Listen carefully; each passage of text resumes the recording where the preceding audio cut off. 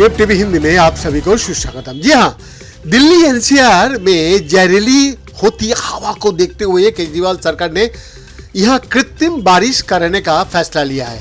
यहाँ 20 और 21 नवंबर को कृत्रिम बारिश कराई जा सकती है। इसके लिए आईआईटी कानपुर ने ट्रायल किया है। ट्रायल के बाद इसकी रिपोर्ट दिल्ली सरकार को सौंपी गई है।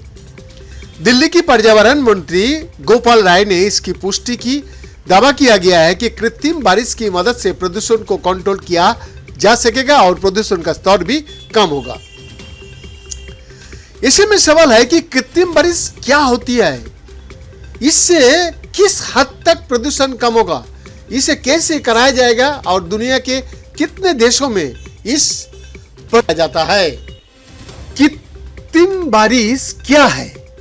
केमिकल का मदद से बादलों को बारिश कराने के लिए तैयार किया जाता है। इसके जरिए होने वाली बारिश को कृत्रिम बारिश कहता है। हालांकि ये कोई आसान प्रक्रिया नहीं होती, इसके लिए कई तरह की अनुमति की जरूरत होती है। दुनिया की कई देशों में जरूरत पड़ने पर कृत्रिम बारिश कराने का चलन रहा है, जैसे चीन। कृत्रिम बारिश कैसे कराई जाती है, अब इसे समझ लेने की जरूरत है। विज्ञान कहता है ऐसी बारिश कराने के लिए आसमान में थोड़े बहुत प्राकृतिक बादलों का होना आवश्यक होता है। कृत्रिम बारिश के लिए विमानों का इस्तेमाल किया जाता है। इनके जरिए सिल्वर आयोडाइड सॉल्ट और ड्राई आइस को आसमान में पहले से मौजूद बादलों में छोड़ा जाता है। इसे क्लाउड सीडिंग कहता है। जहां पर इसे गिराया जाता है वहां जहाज को उल्टी दिशा में ले जाते हुए केमिकल का छोड़ा जाता है। नमक के कण बादलों में मौजूद वाष्प को खींचता है। इसका साथ नमी भी खींची चली जाती है। ये इकट्ठा होकर बारिश की बूंद का रूप ले लेती है और दबाव बढ़ने पर ये बारिश बनकर बरस जाती है। इसके कारण दबाव बनता है और बारिश होती है। इसके लिए सरकारी एजेंसियों के साथ डीजीसीए से भी परमिशन लेनी होती।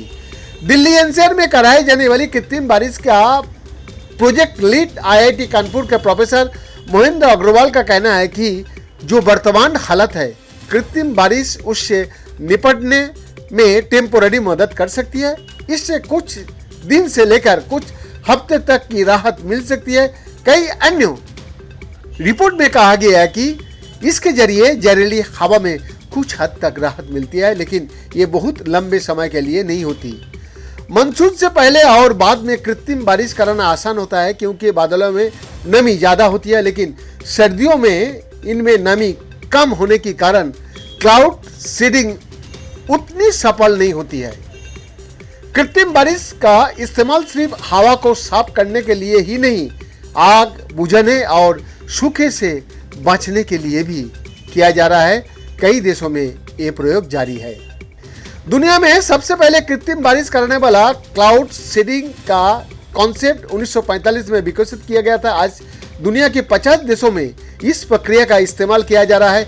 एक रिपोर्ट के मुताबिक भारत में पहली बार 1951 में क्लाउड सीडिंग के जरिए कृत्रिम बारिश कराई गई थी। इसके बाद 1973 में आंध्र प्रदेश में पड़े सूखे की समाधान निकलने के लिए इसका सहारा लिया गया।